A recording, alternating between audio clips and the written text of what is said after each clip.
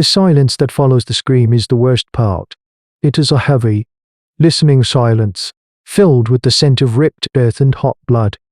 In the splintered shade of the cycads, the clan of the Red Ochre holds its breath, each member a statue of petrified muscle, their footfalls, each one a hammer blow to the planet, recede into the jungle. They are not the sounds of a beast wandering off. They are the measured, patient steps of a landowner inspecting his property, one he has just improved with a fresh kill. Young Bor was fast, but speed is a joke to the god that hunts this valley. The god has a name, whispered only in the deepest night. The tyrant, a Tyrannosaurus rex, but one that has transcended mere animal instinct. It has learned. This is the third season the tyrant has stalked their migration route. The Homo Erectus clan is not a species of the high, cold peaks. They follow the ripening gourds, the herds of grazing triceratops, the lifeblood of the lowlands. But the tyrant has learned this ancient rhythm. It no longer needs to hunt them. It simply needs to wait. It knows the passes, the river crossings, the sheltering overhangs where they have camped for generations. Each landmark on their ancestral map has become a potential tombstone. Now, huddled in the wind-minus scoured highlands, they face a choice that is no choice at all. Here, the game is thin and the air is a knife in the lungs. The children's bellies are swollen with emptiness. Below, in the lush, green valley, lies sustenance, and it lies guarded by the tyrant. Tail, the clan's strongest arm, stares down the winding path. His knuckles are white around his flint-minus-tipped spear, one of the ancient tools of his people. He sees the stain-minus-filled jungle, a paradise and a grave, to his side, and no, the oldest of them, makes a mark on a flat stone. She does not track the moon. She tracks the dead. The marks form a stark, terrifying pattern that mirrors the map of the valley below, at the choke point by the waterfall. The north, in the wide meadow of the singing reeds. Another, the tyrant is not just a predator, it is a strategist. This piece of anthropology is their curse. The beast thinks. If the bedrock of your own soul holds the memory of a footstep that shook the world, of a shadow that blotted out the sun and promised an end, then you know the silence in which they must decide. To stay is to wither, to descend is to be reaped. Kale looks at the hungry faces, their eyes wide in the fading light. This is prehistoric life, a constant negotiation with an extinction that knows your name and address. He finally nods, a single, grim motion. They will not die of hunger in the cold. They will go down. They will walk the tyrant's path and offer their lives to the god of the valley, hoping it chokes on their courage. The descent is a silent pilgrimage into their own grave. Every snapping twig underfoot, every dislodged pebble that skitters into the abyss, sounds as loud as a thunderclap. The clan moves not like hunters, but like ghosts. Their faces daubed with the red ochre that gives them their name, a prayer to the earth that it might not betray them. They pass the skeletal remains of a vast and Colosaurus, its armor plating peeled back like a gruesome fruit, a testament to the tyrant's power. This is the killing ground. Cal grips his spear, his jaw not of granite, expecting the earth-minus shaking tread at any moment. But the attack does not come. It is Elara who haunts them. She raises a withered hand, her eyes fixed not on the path ahead, but on a series of dark gashes in the canyon wall. Cave mouths, choked with ancient ferns. She points a single, bony finger. There, she rasps, her voice dry as dust. The time it took Gor. It cornered him by those caves. But it did not go in. It roared at the darkness. But its feet stayed on the sunlit stone. The clan is silent, remembering. The tyrant, the creature of absolute power, had hesitated before a simple black hole in the rock. It feared what it could not see, what it could not measure. A flicker of something ancient and cautious still lived behind its killer's eyes. This is not just a memory. It is a key. The emotional turning point is not a shout of defiance, but a whispered realization in the face of death. We cannot break its body, and Knock continues. her gaze sweeping over the lean, desperate faces of her people. So we will break its mind. The idea is insane. It is heresy. To challenge the god not with spear and fire, but with shadows. Yet, in their desperation, it is the only path that is not certain death. The plan forms, past in urgent whispers. A new fire kindles in their eyes. They will not wait for the tyrant in the open. They will choose the battlefield. A narrow, twisting gorge a half-minus day's journey ahead. A place where the walls are close and the wind moans like a dying beast. They will not build a fortress. They will build a nightmare. For days, they labor. This is a new kind of work, a new kind of hunt. They are creating an auditory illusion. The clans scavenge the bone yards of the valley, hauling the massive ribs of a Triceratops and the shield-minus-white plates of the dead Giganotosaurus. They string them from the gorge's cliffs with thick liana, creating a monstrous set of chimes that will clatter and groan in the wind.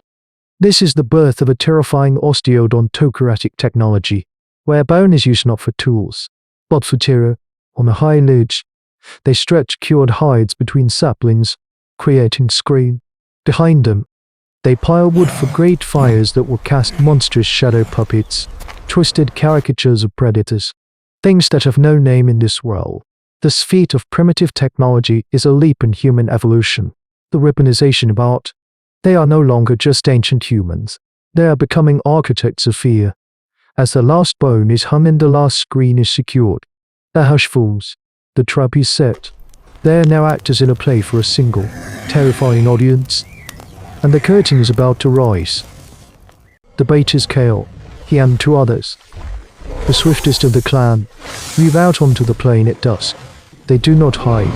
They carry torches, small stars of defiance in the vast, gathering dark of the prehistoric world.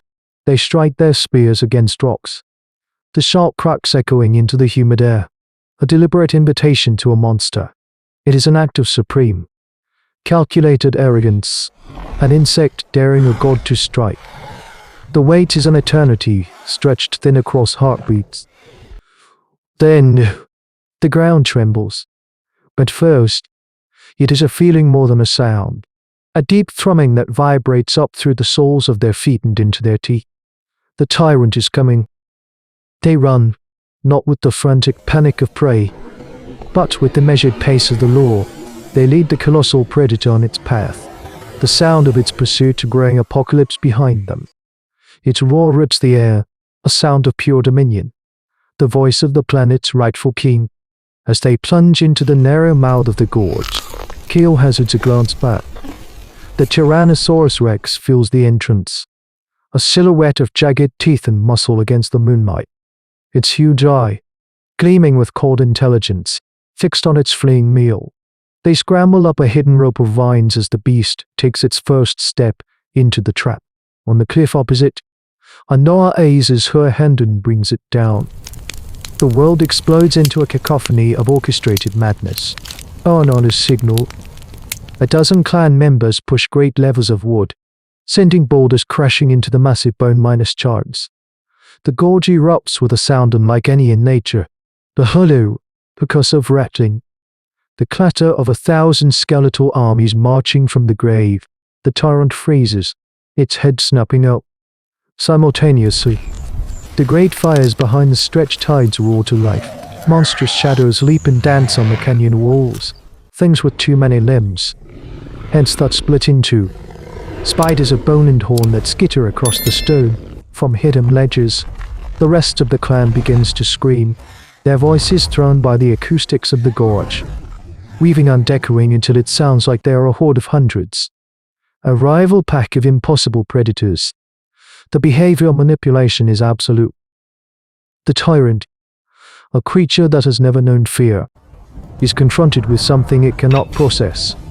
It roars, a challenge to this unseen enemy, but its bellow is swallowed by the clattering bones and the shrieking ghosts.